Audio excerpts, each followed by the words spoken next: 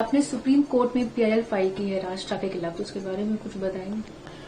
देखिए, राज ठाकरे का जो एक्टिविटीज है ये हिंदी और मराठी के नाम पे, पहली बात तो देखिए ये कोई मुद्दा सही जेन्युइन मुद्दा नहीं है। आप देखिए मुद्दा कैसे नहीं बता रहा हूं मैं आपको। जब उद्धव ठाकरे थे यहाँ के चीफ मिनिस्टर थे, जब उनकी अघाड़ी सरकार थी, 2001 में कमेटी बनाई गई थी और कमेटी का जो चेयरमैन थे डॉक्टर रघुनाथ माशेलकर, जो कि बड़े लर्नेड, बड़े मतलब शिक्षाविद है महाराष्ट्र के, और उनका एक अपना एक लेवल है उनका, उसके चेयरमैन थे शायद, वो चेयरमैन थे। उसमें वो कमेटी में उद्धव ठाकरे जी भी थे, उसमें चीफ मिनिस्टर थे और उसमें शिक्षा मंत्री थे। तो ये पॉलिसी मतलब एजुकेशन पॉलिसी पे डिस्कशन करने के लिए कैसे किया जाए, एजुकेशन को कैसे इफेक्टिव और बनाया जाए, तो उसमें उन्होंने पूरा रीजनिंग दिया है कि महाराष्ट्र में बच्चों को या जो आने वाली जनरेशन को विकास के लिए मराठी के अलावा हिंदी और इंग्लिश का भी अच्छा नॉलेज उनको होना चाहिए, हिंदी भी अच्छी आनी चाहिए। तो उन्होंने उसको रिकमेंड किया हिंदी को भी एक लैंग्वेज डालने के लिए एजुकेशन में, और उसको मतलब कि उस समय अप्रूव किया गया उनके उस ओपिनियन को, जो कमेटी की रिपोर्ट थी। लेकिन इम्प्लीमेंट होने के पहले तब तक सरकार बदल गई, शायद कुछ ऐसा कुछ हुआ। तभी फडणवीस साहब की सरकार जो है उसने कुछ की नहीं किया, बस उसी चीज को उन्होंने इम्प्लीमेंट करने की कोशिश किया।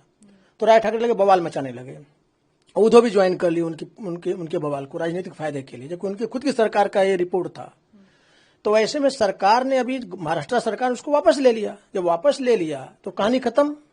लेकिन ये बोलना कि नहीं महाराष्ट्र में जो रह रहा है मराठी बोलना नहीं बोलेगा तो महाराष्ट्र का अपमान हो रहा है, और ऐसा बोल के लोगों को साथ मारपीट करना, देश में उत्पात मचाना, समाज में नॉन मराठी स्पीकिंग लोगों को जाकर खास करके नॉर्थ इंडियन को, हिंदी भाषी बेल्ट से जो आए हैं राजस्थान, बिहार, यूपी और मध्य प्रदेश से, उनके साथ इस तरह का अत्याचार करना ये बिल्कुल स्वीकार नहीं होगा। कानून इसकी इजाजत बिल्कुल नहीं देता, संविधान बिल्कुल नहीं देता, और इससे मराठी का अपमान नहीं हो रहा है।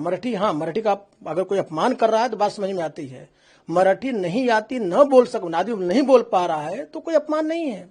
और देखिए मराठी हिंदू का कोई मुद्दा भी नहीं होना चाहिए। मराठी हिंदी की जो लिपि है एक ही देवनागरी लिपि है। मराठी भाषा जो है हिंदी भाषा की छोटी बहन मानी जाती है, और मराठी का सम्मान हर हालत में होना चाहिए। ऐसा नहीं हाँ कोई अपमान करता है तो आप इस तरह से कुछ करो, समझ में आता, वो भी आप कानूनी कार्रवाई करो। आप कौन होते भाई पकड़ के उसको मारना, पीटना, उत्पात मचाना? कानून हाथ में कैसे ले सकते हो? तो इनकी शुद्ध राजनीति है। एक कॉर्पोरेशन का इलेक्शन आ रहा है, उसको एक मुद्दा बना के चल रहे हैं, और इस तरह की चीजें अलाउ नहीं होनी चाहिए। इसके लिए हमने पीआईएल फाइल किया है, और इनकी पार्टी का हमने डी रजिस्ट्रेशन भी हमने मांगा है। क्यों मांगा है कि जब से पार्टी बनी इस तरह की एक्टिविटीज में कंटिन्यूसली इन्वॉल्व पार्टी है। जब 2005 में इनकी पार्टी शायद बनी थी, उसी 2005 के आसपास, तो जैसे पार्टी बनी उस समय भी इन्होंने ऐसा किया था, नॉर्थ इंडियंस को सब करना सब शुरू किए थे। आपको याद होगा 2008 में नॉर्थ इंडिया से कुल आए थे एग्जाम देने के लिए, बच्चे आए थे, रेलवे का एग्जाम था, इंटरव्यू था कुछ कल्याण में। उस समय इन्होंने उत्पात मचाया था। उसमें एक फैमिली के दुबे फैमिली थी, उसके घर के 2 लोग उसमें उनकी डेथ हो गई उनकी इस घटनाओं में। तो इस तरह की चीजें अलाउ नहीं होनी चाहिए। क्या इसमें आपने पूरी जो पीआईएल दाखिल किया है उसमें क्या मांग की है कोर्ट से, या उसको उस बारे में? देखिए मांग हमने बताया ना आपको कि हमने पहले बात तो एक हमारा मांग है कि इनके खिलाफ एफआईआर होना चाहिए। कानून की धारा में जो हमने कंप्लेन में लिखा हुआ है अपने, और वो सब धाराएं फिट बैठती हैं। दूसरा, सरकार इसके ऊपर प्रिवेंटिव एक्शन लेवे कि दोबारा ऐसी घटनाएं और नहीं होवे। तीसरा, हमने मांगा है कि आजकल देखिए पॉलिटिकल पार्टियां रीजनेबल लेवल पे हर राज्य में पॉलिटिकल पार्टियां सब पैदा हो रही हैं, और ऐसी पॉलिटिकल पार्टियों का इसके जो सुप्रीमो होते हैं, जो फाउंडर होते हैं, उनका कोई बड़ा मतलब कि देश हित वाली बात लेके नहीं चलते हैं। वो इस तरह से लोकल क्षुद्र मुद्दे लेके चलते हैं, देश को बांटने वाले मुद्दे लेके चलते हैं, ताकि उनका लोकल लेवल पर उनका प्रभाव रहे। तो ऐसे में देश का जो यूनिटी है, देश की अखंडता है, वो खत्म हो जाएगी, देश की एकता खत्म हो जाएगी, जो कि बहुत जरूरी है भारत को अखंड भारत रखने के लिए। तो वैसे में इस तरह की लोगों की पार्टियों का, इस तरह की पार्टियां अगर इस तरह पॉलिटिकल पार्टी एक्टिविटीज कर रही है इस तरह का, तो उनको डी रजिस्ट्रेशन करने का भी प्राविधान किया जाए। क्योंकि अभी जो करंट लॉ है, जो लॉ है हमारे देश में, उसमें कोई ऐसा स्पेसिफिक प्रोविजन नहीं है। तो सुप्रीम कोर्ट को पावर है, supreme court in the mean time guideline issue कर सकते हैं। जो सरकार कानून बनाएगी तब बनाएगी, तब तक गाइडलाइंस के हिसाब से काम होगा।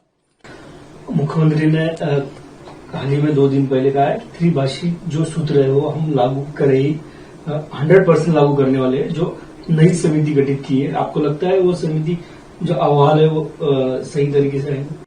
मेरे ख्याल से अगर ऐसा कर रहे हैं तो बहुत जरूरी है, बता दूं। आप देखिए हिंदी जो है, दुर्भाग्य है कि हिंदी, देखो हिंदी मराठी कोई विरोध ही नहीं है, बता दो। तो विरोध क्रिएट किया जा रहा है, बता दो। बताया ना, देवनागरी लिपि दोनों की है।